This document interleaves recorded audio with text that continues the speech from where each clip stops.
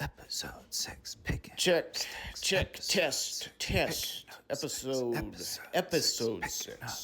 Check. 1, 2. Well, episode 6. Episode 6. Come on now. Let's pick up them sticks. Welcome everybody to episode 6 of DustPickin. We're glad to have you here because this is a special one. We have our first guest in-house in studio. He is a literary expert, well-respected throughout the community. Today he's going to stop by, read some of his favorite excerpts from novels, and we're glad to have him here. So sit back, relax, and enjoy Dr. Gleason. Thanks, guys. Oh, so what? You got a show now? That's cool.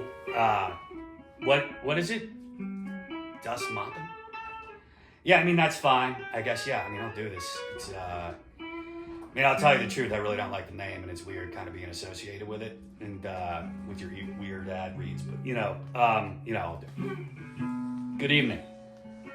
Tonight's readings are from our good friend, Cormac McCarthy. The first passage is from All the Pretty Horses. It reads, again, I know what she cannot, that there is nothing to lose. I don't know what sort of world she will live in, and I have no fixed opinions concerning how she should live in it.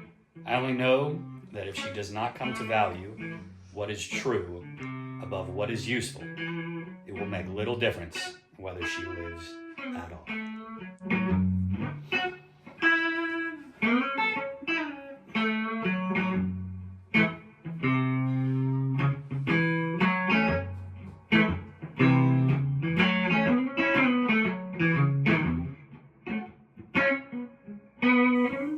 This episode of DustPickin is brought to you by Archie's Used Sporting Goods and Adult Novelties. When it comes to used sporting goods and adult novelties, Archie gives you the privacy you deserve by making you feel like you're in the comforts of your own home. Come down today to pick out your favorite ball glove and peruse our world-class collection of VHS adult films. Hit your home run and use code DustPickin upon checkout to get 40% off your total order. Now, tell Archie that little Reggie sent you and get 2 complimentary tokens for our in-house batting cages and viewing booths. Archie's Used Sporting Goods and Adult Novelties, 134 6th Street. Stop down today, fellas. Tonight's second passage comes from Cormac McCarthy's The Crossing. It reads, the coyotes were still calling all along the stone ramparts of the Polaris, and it was graying faintly in the east. He squatted over the wolf and touched her fur. He touched the cold and perfect teeth. The eye turned to the fire, gave back no light, and he closed it with his thumb and sat by her and put his hand upon her bloodied forehead and closed his own eyes, that he could see her running in the mountains, running in the starlight, where the grass was wet and the sun's coming as yet had not undone the rich matrix of creatures passed in the night before her. Deer and hare and dove and ground bull, all richly impaneled on the air for her delight. All nations of the possible world ordained by God, of which she was one among and not separate from.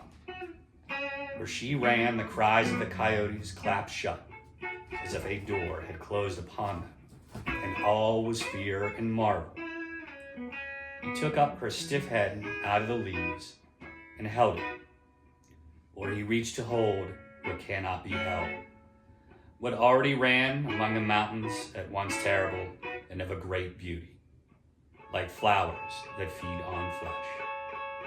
What blood and bone are made of, but can themselves not make on any altar, nor by any wound of war.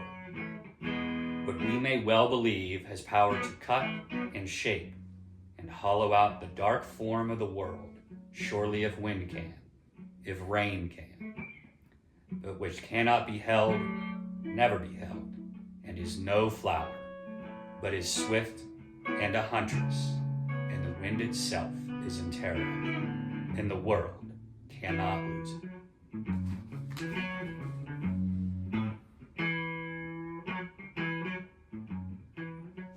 Well, there you have it. That's episode 6, DustPickin.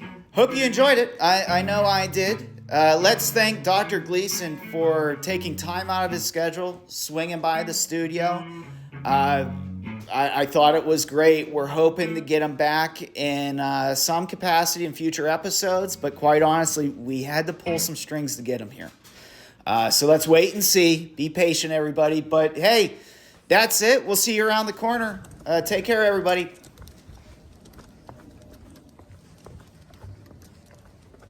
I mean, I really do expect $100, but I mean, I feel like you're going to be a little short on this.